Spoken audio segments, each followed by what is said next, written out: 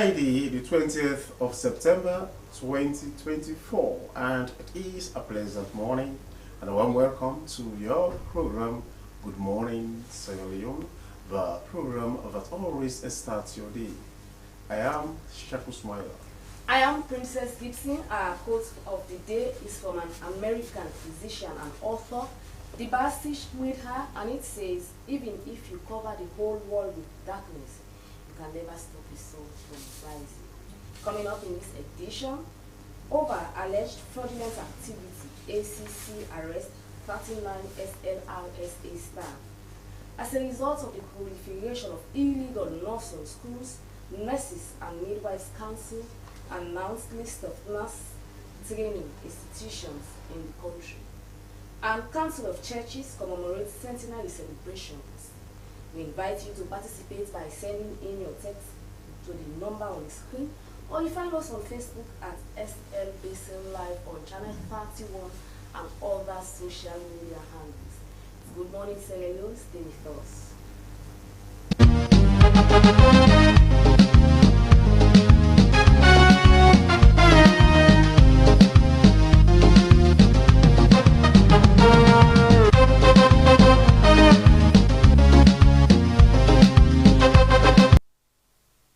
We are back, and the program you're still watching is Good Morning Sierra Leone live from a broadcasting house near Englandville in Freetown. Well, as you may have heard in the news, in a bid to produce trained and qualified nurses in the country, the Sierra Leone Nurses and Midwives Board has published a list of institutions which are allowed to conduct training for nurses in the country. The council announced 18 institutions accredited for offering programs that turn out nurses for the medical sector. The 18 institutions are the only nursing schools granted permission to train nurses and to send nurses to the Ministry of Health.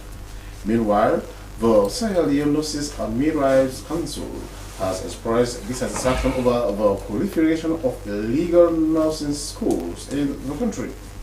For more on the accredited institutions as well as the threat posed by illegal nursing schools, we have in the studios the registrar of the Sierra Leone Nurses and Midwives Council, and she is Madam Elizabeth Chalker, Deputy Registrar of the Nursing and Midwives School. Good morning and welcome to the program. Good morning. Now, you have, I know that for several years now you've been grappling with this issue of, trying to do away with mushroom, nursing schools across the country. And finally you published a list of recognized, accredited, nursing schools in this country, those who are supposed to be turning out nurses for the country's health sector. In the first place, why do you have to make the list public? Thank you very much for the question, and thank you, listeners and viewers. We have to make the list public because we want everybody to know the accredited schools in Sierra Leone. We don't want people to go to mushroom schools because the risk of going to mushroom school is really, really high and very great. That's why we are here, and we will publish the list so that they will know, so that they will not go to these schools. My friend is that establishing a school is not something that will be shrouded in secrecy, because admission, people have to apply, and they have to go through processes and procedures for them to be admitted, as students of a school, even from kindergarten upwards. But the thing is, it has been very difficult for you to locate or to identify mushroom nursing schools across the country. Even the word mushroom shows that it is not accredited. When something is accredited, it is in the open. You have a structure, you have the tutors, you have students, then it is published, it is accredited, it is licensed with the council. But mushroom schools, we don't. But the thing is that, Madam Elizabeth, we've seen instances where somebody would have to go through the school, and that person is certified and that person probably applies, to work in a health facility. And it is only when it comes to the issue of being cold, not being cold, that you now come to realize that in fact that particular individual is from one of those schools. I mean, those mushroom schools. The question is, it is that you don't move around to see, because it is supposed that they have to go through lectures, and it is 2, 3, 4 years, and they are there. You only come to know after they've graduated, after they've been certified. Don't you think your interventions most times are late?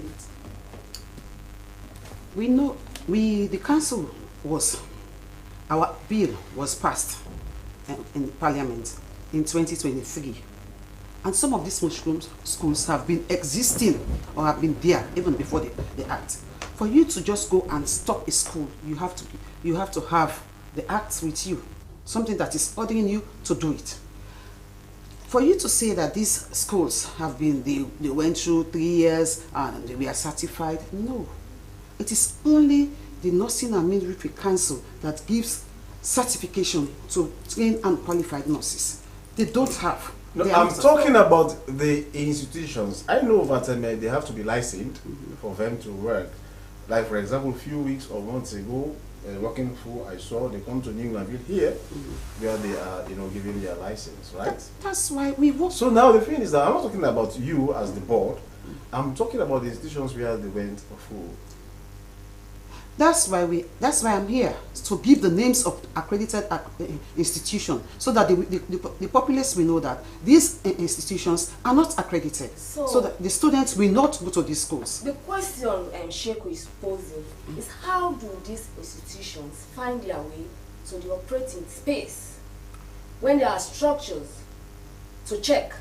One, for you to be a licensed or accredited school, they have the council deals with professionalism. We deal with the professional aspect. You also have TEC, who gives certificate or license for education. Some of these schools, they go to TEC, forgetting that they have the council, who is the professional body. They go to TEC. When they get this certificate from TEC, they go ahead and open the school. So if they open the school, they think that they are doing nursing, and of which they don't even have qualified tutors. But these roles by the institutions, like you have mentioned, TS and C, it's clearly defined. You have your beats, they also have their beats. So how come we are having this kind of clash? Well, as they normally say, ignorance of the law is no excuse. It's no excuse. If you go, that's why if you want to open an institution, you have to investigate. You have to ask. You can even go to other institutions which are accredited to ask. How did they go about the process of opening these schools? And then if you ask, then you will know. But if you go around, you just open school, nursing school, you call people, you say, oh, you advertise, you say, I have so school, and you don't come to the council for accreditation. The council will not go all the time. The council will be going. We have, as they say, we have more than 200 accredited schools. The council will not have that manpower to go around to monitor these 200 schools. So how do institutions become certified? Okay, for institutions to be certified, the very first thing you do, you write a letter to the council, that a letter of intent of what you really want to do. If your intention to say that I want to open an institution. So when the council receives this letter, then the council will reply, and then you go back to the council again. You get the form. We have a form that you have to fill. This form, you fill this form, and there is a guide that is given to you that you use for us to go and examine your structure, whether you have everything in place. We have a guide. We give this guide to them. So if they go, they study the guide and they see that all what is in this guide is they have it. Then they will come back to the council, and then the council members will go and see. So go and verify. Council, have you identified where does the gaps exist? That we have to beat the system, find their way into the operation space. Because as a council regulating the operations and activities, it's not just to come, publicize the names now that you want to do, but you should take some strategic move, examine where the gaps, the corners are cut, so you also rectify that. The gap. For it for you to be a registered nurse, you have to go through the state board. This one, each and every school in the country, accredited school, after they are pre-nursing, they have something they call pre-nursing. After they are pre-nursing, they are being indexed. And if they are indexed, these are the numbers that they will use to take the state board exam. So if we have, let me say, for commerce, we have, let me just give a figure. We have 100 or 150 nurses for commerce that have been indexed. First year, we know that by the end of the third year, these are the students that they will give to us, plus minus. Plus or minus, because sometimes they will fail, sometimes they will drop out. So it's either plus or minus. So these are the numbers. And the plus or minus. No, Madam Elizabeth, let us talk about, because the thing is a whole, it has to be well structured. Because yes. I know that the TEC is there to accredit, institutions of higher learning. And I know the nursing schools are part of it. Now, it is that there is no synergy in a way between your board or your council and that of the TEC, the Tertiary Education, Commission. Let us know. It is that no, there is. Before there was no synergy, but now we are working together with the TEC. We are working together. The registrar is always in their meetings. Yeah, we are working together with the TEC. So now the thing is that if there is, synergy does exist, but I don't think you should be encountering some of these difficulties, because that particular body is a statutory institution that has the mandate to ensure that tertiary education in this country is properly guided, in a way.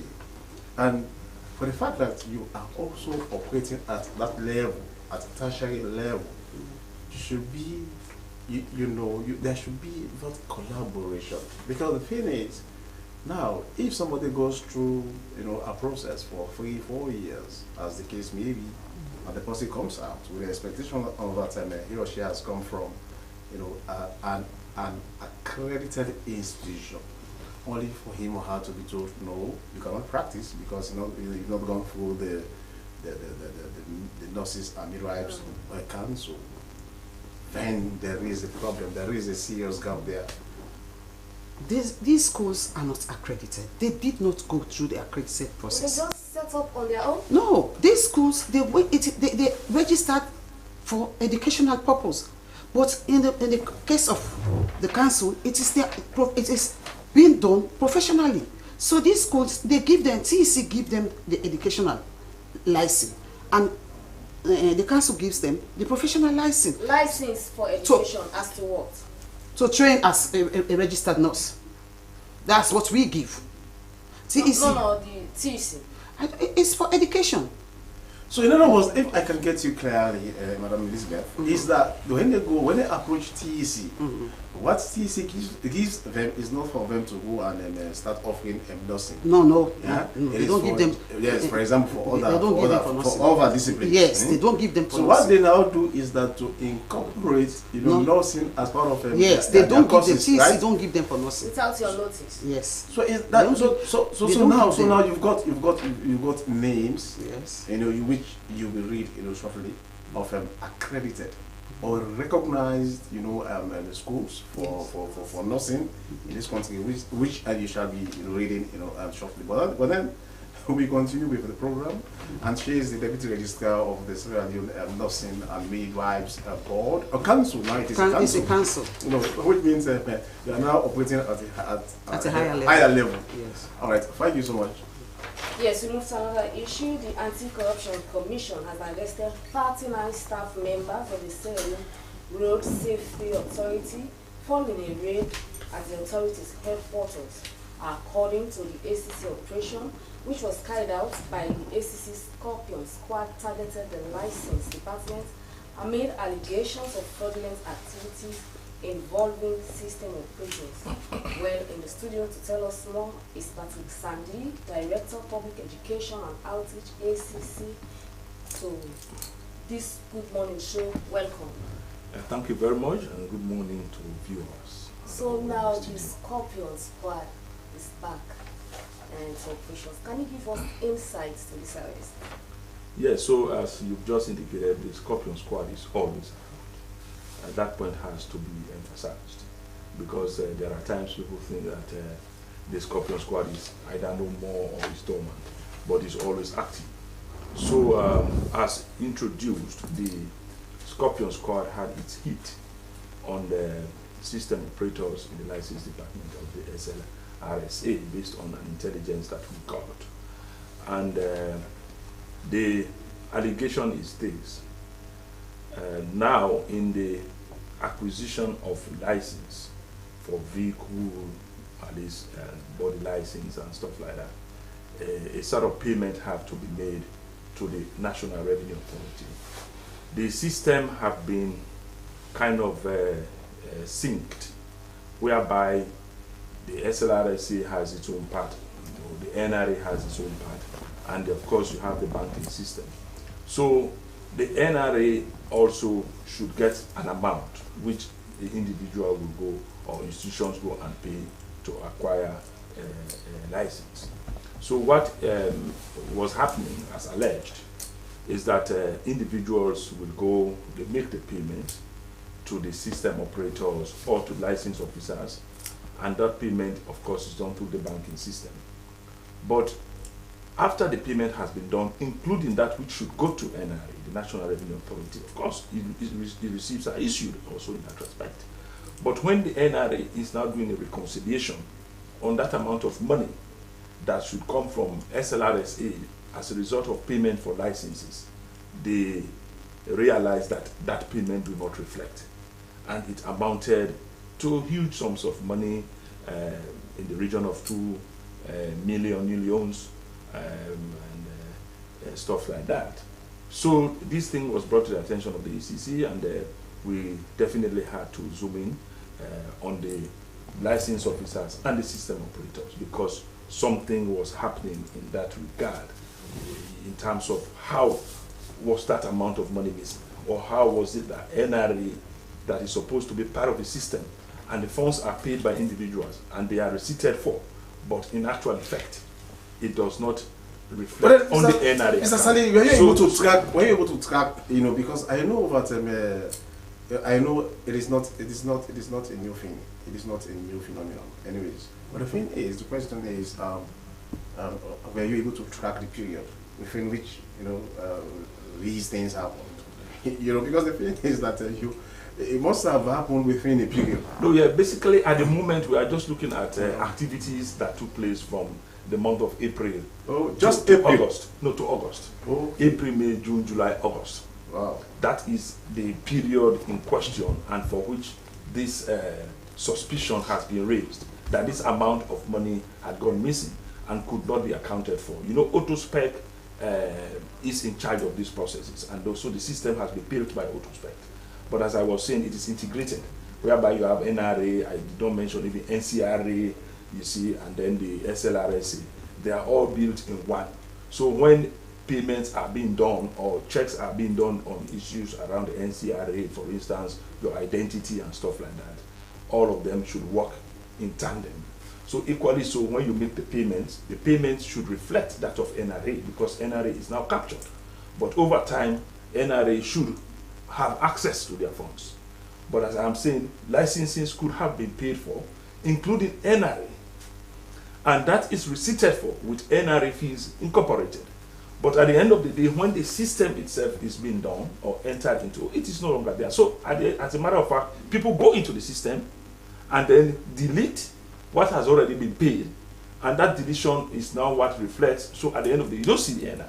So that is the more reason why we believe that it is about the system operators who do these things, probably in connivance with the banks themselves, because it will not reflect in the ultimate payment. That should reflect on the NRA reconciliation. So you say receipts are being issued at SLRSA level? Yes, by the license officers. At SLRSA. So have you unearthed the connection of how these monies are siphoned to private funds? Well, that is really what the investigation is trying to unearth. I have just discussed with you or the listening public or watching public what exactly we want to look at, because we want to really know what has been going on and who is responsible.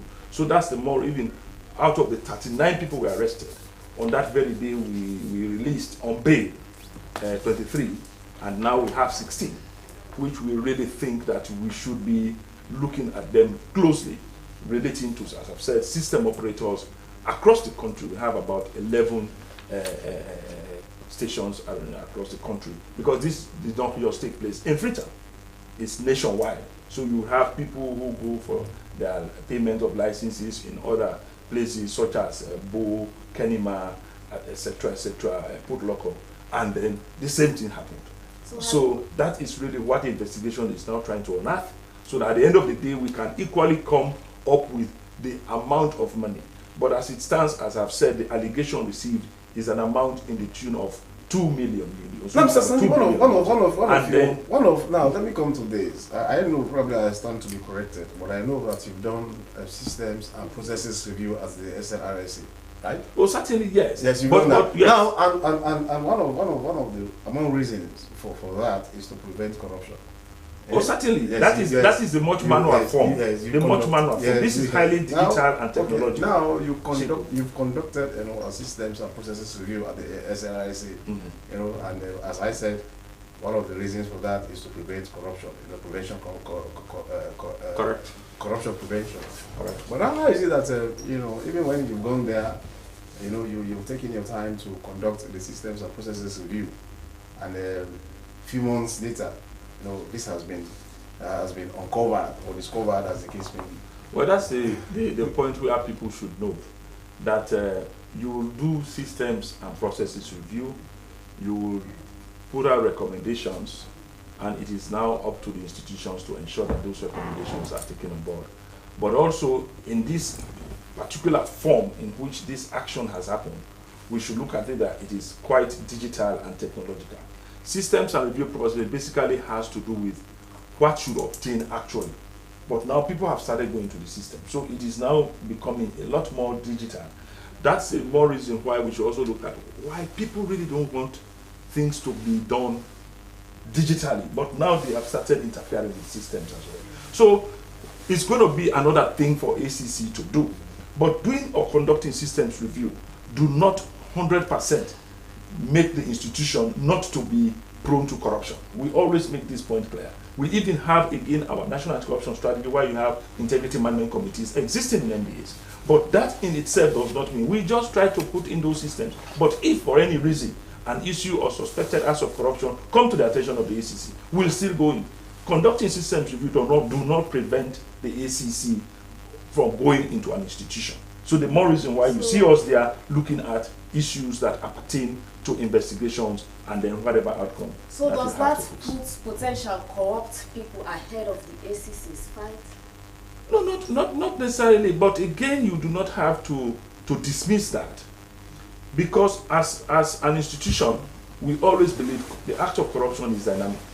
People have to devise means, always, to see how they can get into corruption. You see, for instance, before this time, people can equally do acts of bribery, either by check or putting it into your account. But little they realize ACC have control over that. They go into your account or they follow through checks to see who encashed it.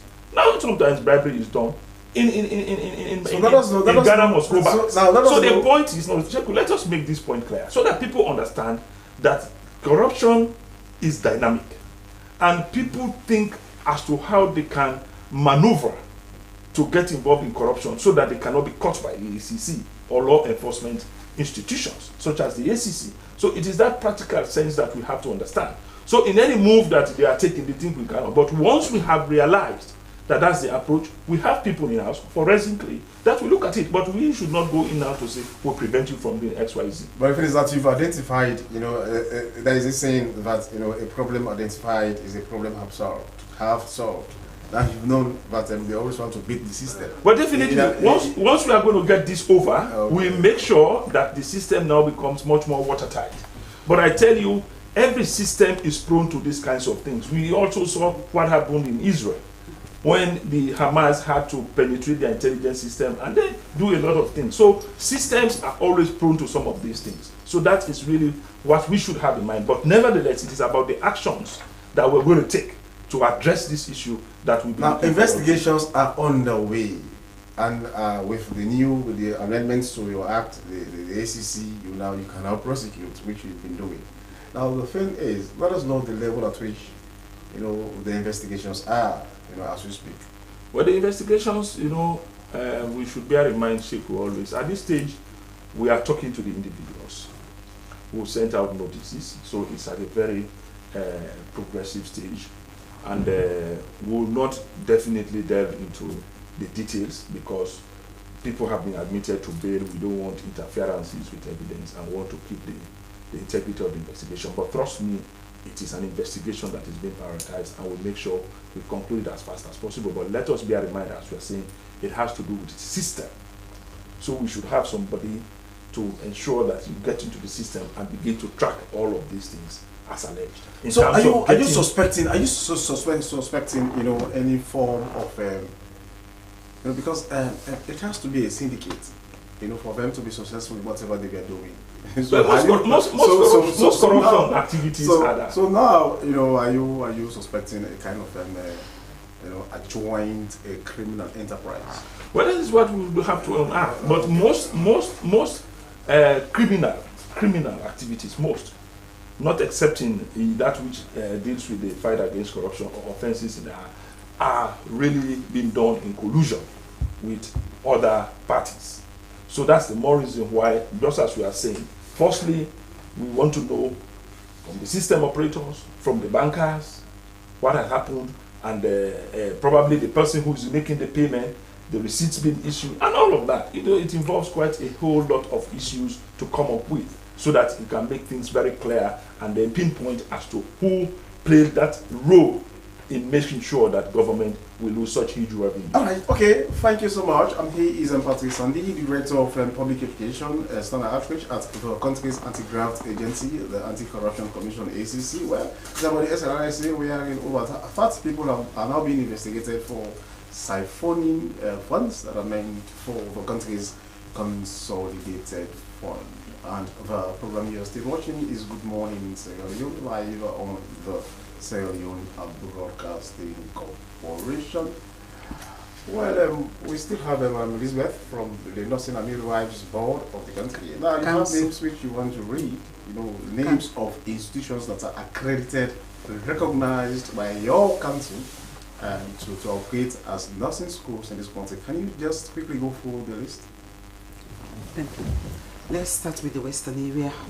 We start with the Commerce, Faculty of Nursing, Commerce. We also have Boalisina, Faculty of Nursing, Boalisina, that's Wilkinson Road. We also have AMTA, Department of Nursing, that's in the eastern part of Freetown, that's Blackwell Road. We have the National School of Midwifery, Fobe Road. We also have in the western area, rural, we have Amadios School of Nursing. And then we go to the north. In the north we start with Poloko District. We have 3 schools in Poloko District. That's the University of Lonsa. We also have St. John of God, Lonsa. We have the Department of Nursing, Poloko. And then we go to Cambia. We have the Department of Nursing in Cambia. And we move to Bombali.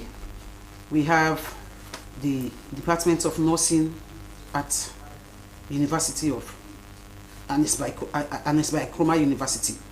And then we have the Midwifery School, the School of Midwifery, Bombali.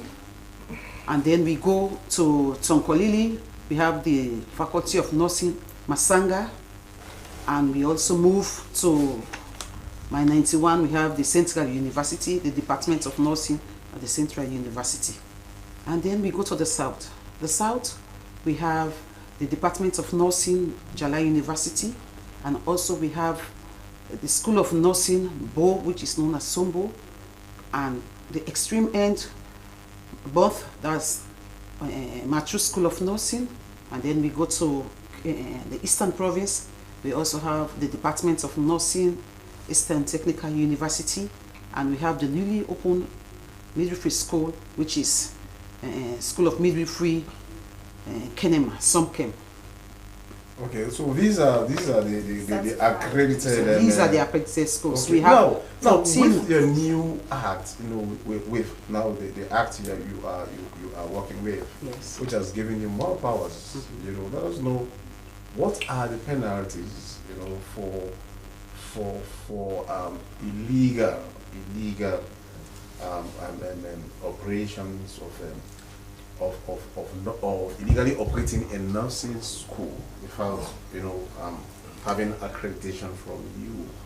What are the penalties? Because the thing is that they are dealing with lives.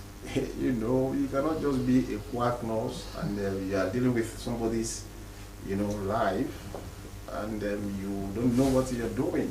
It is really precarious. So what are the penalties if somebody is found wanting? If somebody is found wanting, if you are operating an illegal school, that's why in the act here we have a space for a lawyer. If somebody is operating an illegal school, the council will sue that particular school. If you are found wanting, then the court will take the law will take its course. You can either be sentenced to 25 years or you pay sum of, I think it's 500 million. Are you using that provision?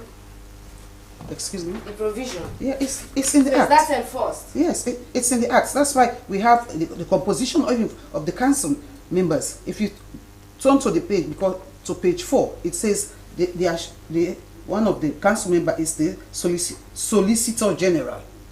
That is not in question. It is here. There is a provision. Yes. Is that being enforced? Have we got cases where they are prosecuted? We only have cases where the nurses, fake nurses are prosecuted, but we have not had cases of schools. But that's what we are moving towards. But then individuals have been prosecuted, right? Yes. But those individuals came from Those schools. from those schools, Yes. from those institutions. Yes. So now, if an individual is investigated or prosecuted, and that person came with a certificate from a nursing school that is not accredited by you, well, it means you have to really send the hook further. Yes. Because that person did not just come from nowhere. The person came from somewhere. That's what we are Okay. moving towards. Okay. That's what we are moving All right, towards. Madam Elizabeth, thank you so much. She is Elizabeth Thompson, the Deputy Tucker, Tucker, the Deputy Registrar of the Sierra Leone Nursing and Midwives Council. Well, talking to us about what they've done to track or to kind of address this issue of mushroom nursing schools across the country.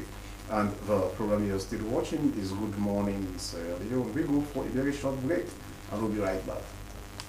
As a mother of the house, whenever I want to prepare palm soup, there's no need pounding palm fruit. All I need is Nkulenu's Ghana's original palm soup base. My soup is done, and its preparation, it is not difficult at all. Nkulenu palm soup base, it's easily done with no difficulties. Just take few ladles and your soup is done. And its flavor, it's amazing. This is Nkulenu's Ghana's original palm soup base.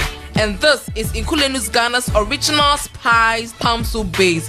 Iron fruit and turkey berries are naturally added. Also available Brown Gold Natural Cocoa Powder, Sunny Gold Brown Sugar, Neat Fufu Flour, Shito, Pisa and Moringa.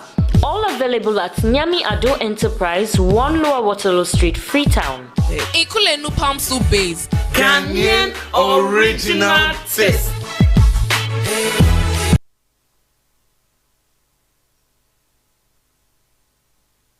We are back, and the program you're still watching is Good Morning Sierra Leone, live on the Sierra Leone Broadcasting Corporation. Well, this time around, it has to do with the Council of Churches in Sierra Leone, CCSL. Well, the council is an umbrella organization of member structures and its affiliates. CCSL promotes peace, justice, and development and works very closely with community stakeholders within which they operate. The organization has also facilitates and capacitates its membership in promoting the prophetic ministry of Jesus Christ for the benefit of the community. Founded in 1924, CCSL is set to commemorate centenary celebrations of this year. As part of the celebrations to commemorate the centenary, CCSL 9th Sierra General Assembly is on the theme Celebrating Our Past, Committing to the Present and Inspiring a Hopeful Future, is presently in Freetown. Well, to further the discussions, we have in the studios Reverend Sultan Kenema, a very senior member of the CCSL, and I know she is from the Methodist Church of Sierra Leone. But then here, okay, you're from there?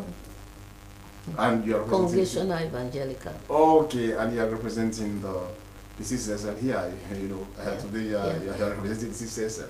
Now tell us, 100 years in existence, that is quite something to talk about. 100 years is not 100 days. Now we are having these celebrations. Tell us in the first place, give us a brief background to although yes, we've read some in the intro, then for the past 100 years, what has been the role of CCSL, in this country?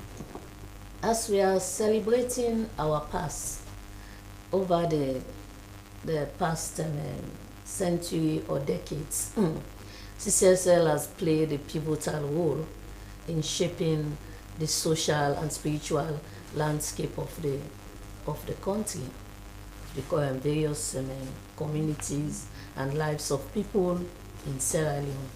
We played a pivotal role to ensure we have peace, justice, and also empower communities, vulnerable women. We work on the issue of gender justice. We work on the issue of child rights. We work on education. We've been helping. We have our schools that we've been operating. We've involved in elections, monitoring, and all. We organize areas of advocacy. We advocate on various issues that concerns the nation Sierra Leone. So we played a great role through that time, during that time, those past time, to outreach. Our key point is advocacy. We do advocacy, we do outreach, we support communities. And one thing about CCSL, as we continue to do, when we go to a community, we don't, regardless of what faith you belong to, whether you are, regardless of your tribe or whatever, we work with communities. We don't pick and choose. You don't discriminate. We don't discriminate. But the Reverend Sultan, let us know, how inclusive is CCSL, especially when it comes to, persons or individuals at higher positions, within, in the council. Because as you know, we have several denominations, So tell us, when it comes to leadership of council, how inclusive, taking into consideration, taking into perspective denominations, different denominations. Everyone is treated right. When we, like in this 9th triennial, we'll be having elections and electing officers that will run the executive, that will be in the executive positions to run the council. So when we do that, we give opportunity to everybody, regardless of what tribe. Because the reason I'm asking this question, Reverend Sultan, is about, there are certain churches, or let me say denominations, who see themselves as traditionally we are the ones. I will not name names here. We are the ones. And they don't want to give space to those other denominations because they consider them to be inferior. They are new, so they are newcomers. So that is the reason, or among the reasons I'm asking this question. Well, in that light, somebody will not just come into the house and then you put them in position. They have to understudy how we operate, what are our missions, what are our visions, what are our drive. You know, you need to understand us. It's when you understand us, you'll be able to, you know, say, well, okay, I think I can work with these people. We have an open hands that we give, though we have a criteria in certain areas, because we don't just let loose and say, okay, everybody come in. We have criteria that we look into in accepting churches to be member of the Council of Churches. So that with those criteria put together, critically looked into, these people who are coming, new people coming in, if you go through those criteria and you certify the committee that is handling that criteria, that those areas, you are welcome. But it doesn't mean... Do you also take into consideration, you know, you see a church will come today, you know, a new church, and all of a sudden, after a few months or few years, you see the person heading that church being referred to as a bishop. So, Reverend, do you look into some of these things? Because and you can see, you know, I don't want to demean any church anyways, you know, but you can see a Bambodi church, a very small church. I say you know, international. A makeshift structure, having somebody who heads that church, referring to himself or herself as a prophet or prophetess or a bishop, general overseer, okay, fine. But the thing is that how do you look into some of these things? Because there should be sanity in religion as well.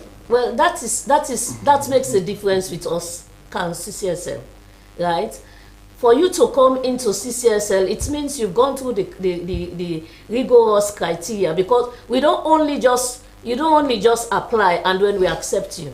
We give you time. We give you time for probation. We'll go and visit. When you, first of all, you have to have existed for 3 years, and not only in Freetown, but you have branches in either 2 or more of the other areas in the country. So we have certain criteria that we look into. We don't just say you open a church, few months, the one who is heading the church, we need to know your stand.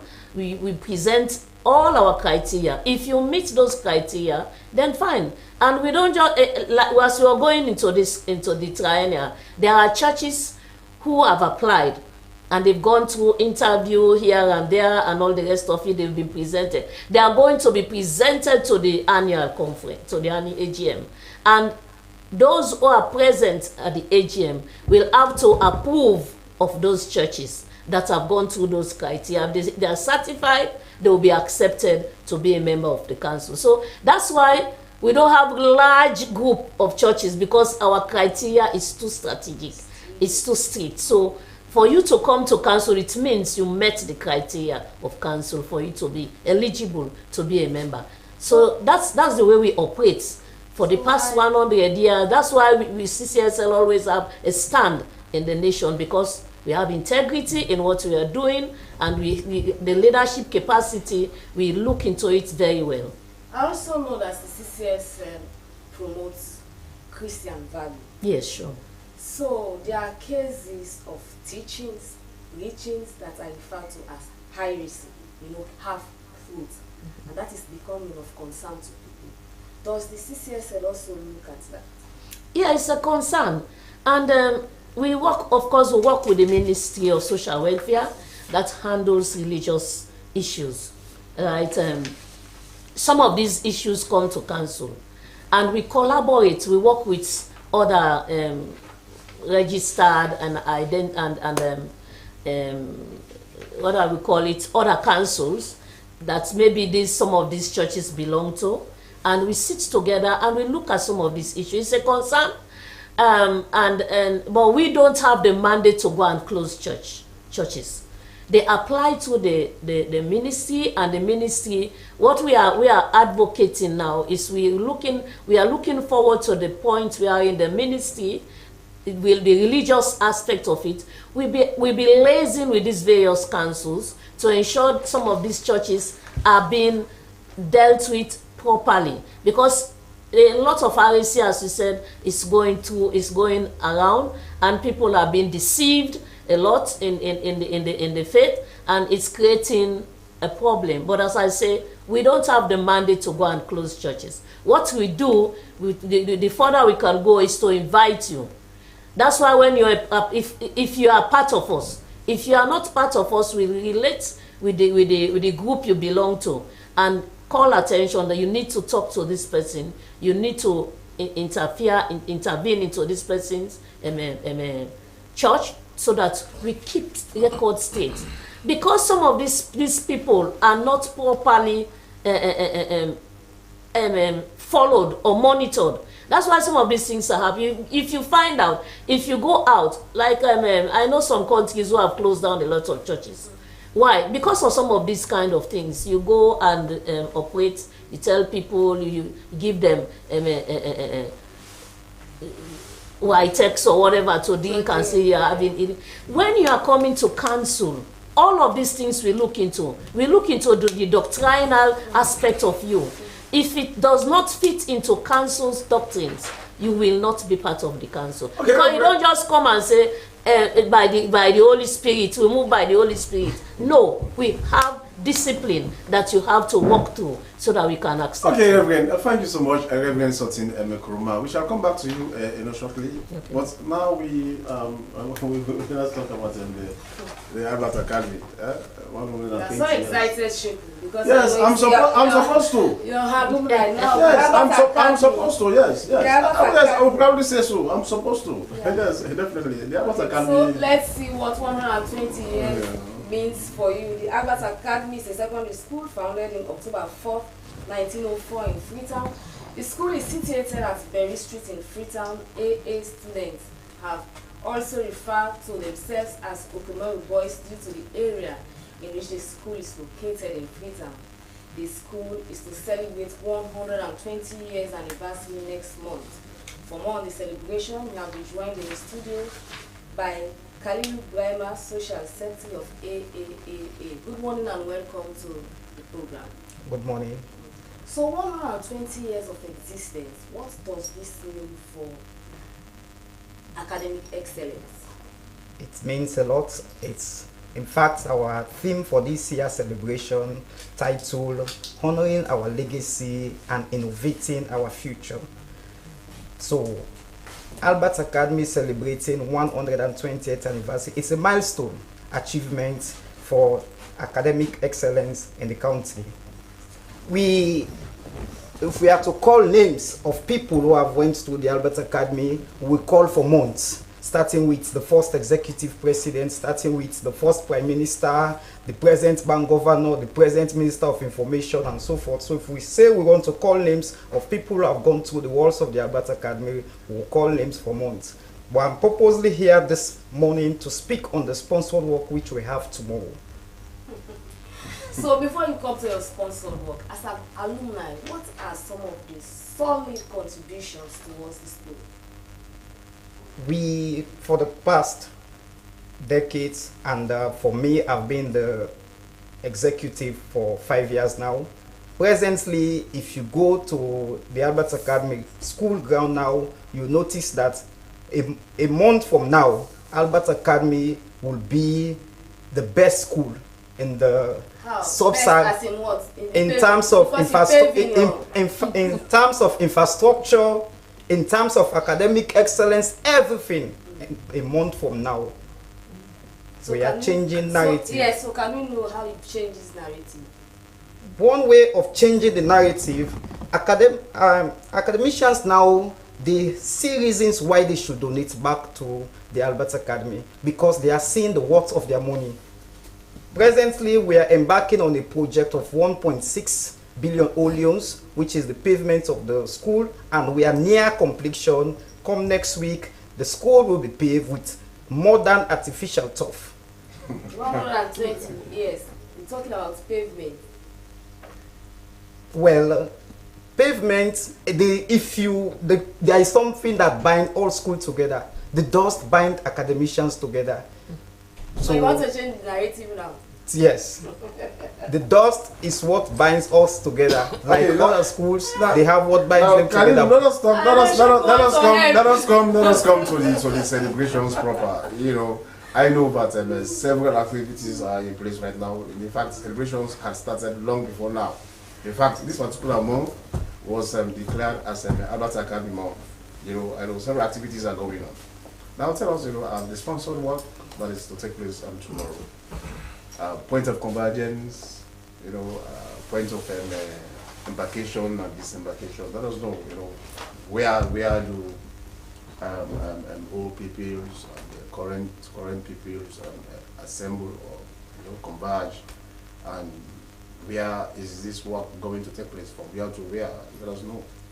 Well, for tomorrow, since the theme is innovating the future, we were the first school to use tools for sponsored work. We want to give opportunity to those that are in the east and also opportunities to those that are in the west. So we'll be having two convergent points.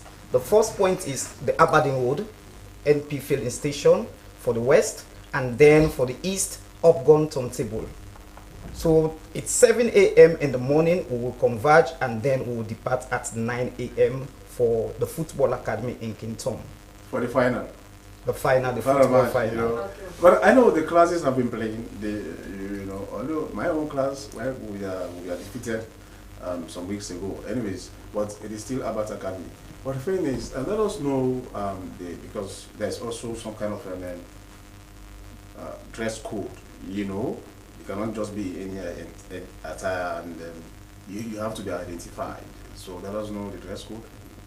The dress code is strictly the 120th anniversary souvenir items, which you can get from the chairman of the souvenir committee, who is Marvin Dingin, and you can also call any of the executive members to get.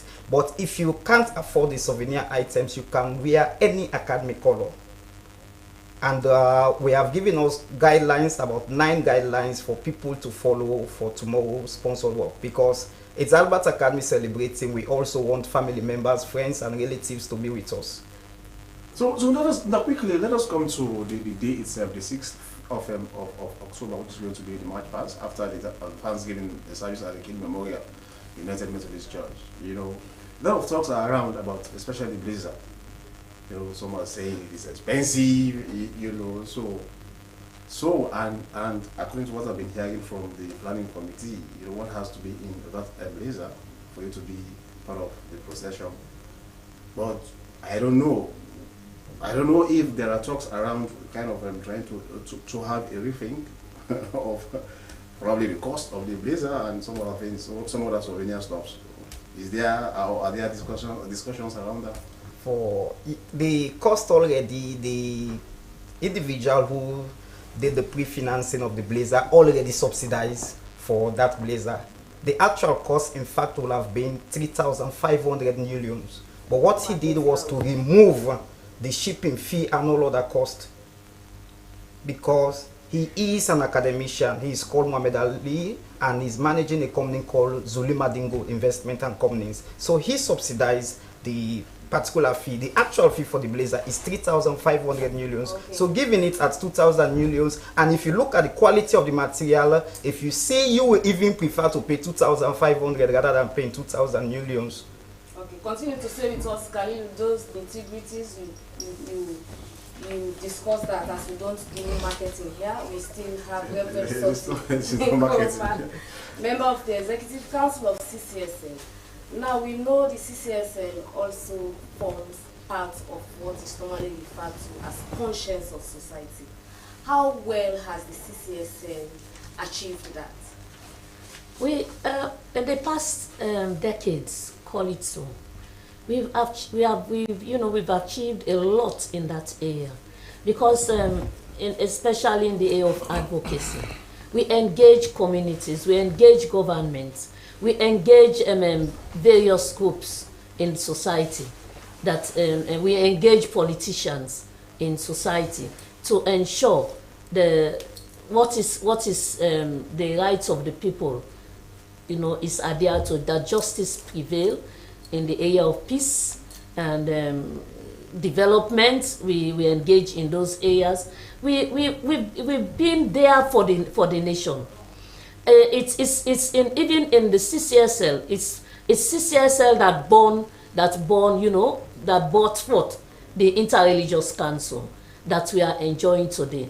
Because of the stand we took in the area of peace and justice and standing for the rights of people in the area of women's rights, children's rights, and all the rest of it, we have been there to ensure the people have their rights adhered to. People are being granted justice. We do follow up in some of these areas. So yesterday, during your fraternal greetings, one of the representatives of the church raised the voice around the administration of the church, citing some cases. I remember. So how have you responded to that? Well, you don't have 100% things that are happening. You say things, it's good 100%. Of course, we have the challenges here and there. And some of these challenges are handled in certain quarters. We have quarters that handle some of the challenges that will come in to ensure we have a peaceful and smooth running of churches, and spirituality, their social lives, and all the rest of it is handled accordingly. So we took note of those issues. Those we call it. It will go to the recommendation committee. The recommendation committee will go back and look at all of these issues that have been brought up, and we sit together as a committee to see the way forward, how we can handle it. Looking forward at our future. I know that you've lined up series of activities for centenary celebrations, which we shall be inviting you to come talk about all that. But then quickly, as we are coming to the end of this program, quickly, Patrick Sandy from the country's anti-graft agency, the SCC. Now, investigations are ongoing insofar as the rules at the SRSA, the issues around siphoning of funds is concerned. For expediency's sake, when do we see the conclusion of this matter? Well, we will definitely come, back to the public once we are concluded with the matter. But in terms of setting timelines, that is something quite challenging because investigation is a process, and we want to make sure we comb through every bit of it. And then once we come out to the public, we are now very much satisfied in regard all the aspects that are needed. That's the more reason why we have investigators, we throw in the experts, they look into it, after which stage we send to the prosecutors who would also advise if there are issues to come and clarify, they come back. So essentially, I cannot put a timeline. But what I want to assure the public of is that we will do everything within our power, the Commission's power, and as mandated in the Act of 2008 and as amended 2019, to ensure a speedy conclusion to this matter, because we know it involves huge resources. Yes, indeed. Thank you so much. And he is Patrick Sandy, the Director of Public Education at the Anti-Corruption Commission. Yes, and Kalilu from the Alberta Academy, celebrating 120 years. That is not 120 days. Quickly, in very few seconds, tell us, what do we need to know about these celebrations as we fastly approach October 4. Quickly, we urging all academicians and all well-wishers to please be with us tomorrow. Tomorrow is the grand final, and we're excited for you to see the press secretary of this country playing the number 9 role tomorrow in the grand final. And currently, the Minister of Information is leading the gold chart, and he's to take the golden boots tomorrow. And so you have to be at the Kingdom playing field tomorrow to witness this exciting. Honorable Amara Kabo is currently the player of the tournament. We are looking at him presently, and there are a lot of exciting, high-profile personalities that will be in the pitch of play tomorrow after the sponsor walk. And Sheku's class has been beaten. but that notwithstanding, the celebrations. They have not found their way to that stage. We understand. We understand why it happened. Anyways. He said the Minister of Information is going to be now leading goal squad. Goal squad. And he's in for the golden boots. Golden boots tomorrow. We can understand. Yes, quickly, celebrations. We continue to celebrate. We launched in April and we continue to celebrate. We will be closing the assembly on Saturday, and on Sunday we will converge as Council of Churches at the St. George's Cathedral for a great Thanksgiving service to give God all the glory for 100 years in existence. All right, okay, thank you so much. I wish we had much more time to discuss or to talk about your celebrations, but I know that